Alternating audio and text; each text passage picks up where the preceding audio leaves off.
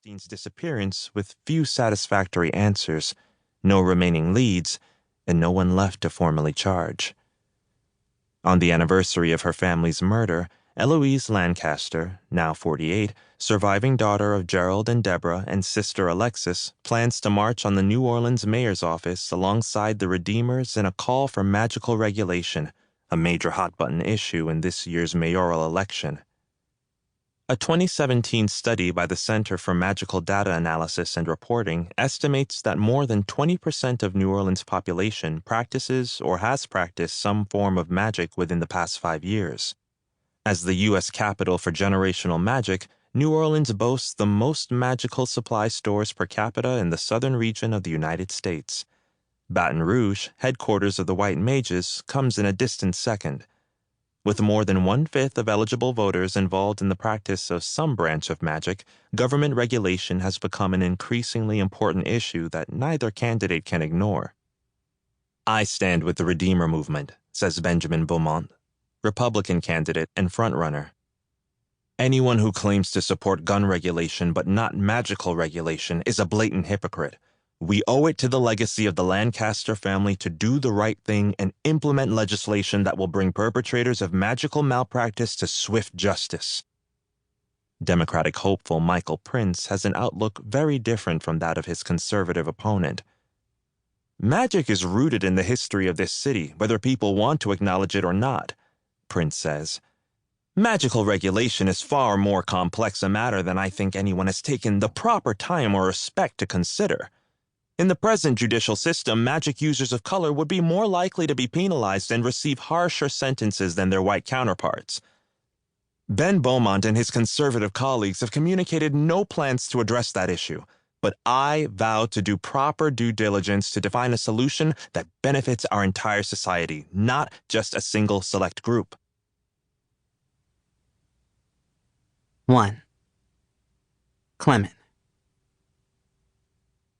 Everyone I love either dies or deserts me, and not even magic can do a goddamn thing about it. Magic also can't get rid of the strikingly beautiful boy lying next to me, who turned me all the way off late last night with his hot take that magic is a tool created by white people to enslave and distract black folks. For weeks, I nearly went broke and developed a caffeine addiction, trying to get Nate's attention at the Bean. Now I wish I'd just drunk my lattes and minded my business. Nate rolls over and grins at me. Good morning, my black king. Morning. I give him the smile he's expecting. Maybe it's best he turned out like all the others. Otherwise, I just lose him too. He props up on one elbow, eyes bright like he's been awake for hours. Our talk last night set my mind racing, you know? And then I had this dream. I'm so sorry, Nate, but I have a really important appointment this morning, and I'm already super late. I forgot to tell you last night, and I felt bad waking you early, so, His face falls, and he sits up. Oh, okay then. Sorry. Kicking him out makes me feel like a royal ass, but today's the day we find out if fate's gonna take his foot off our family's neck, or if I'm gonna lose Mama too. Nate will be okay. I might not. He slides out of bed and bends over to pick up his shorts. He catches me watching his perfectly peach-shaped butt and grins. If you, change your mind. Sorry, but no. I get out of bed and pull on a pair of basketball shorts. He shrugs one shoulder and throws open the curtains.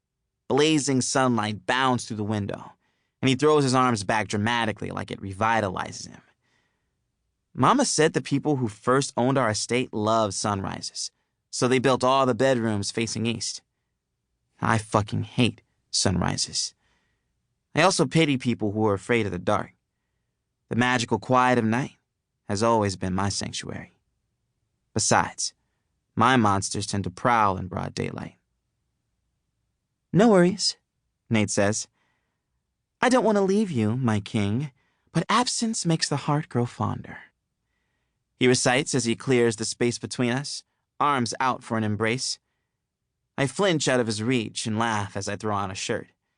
Do you have any idea who you just quoted?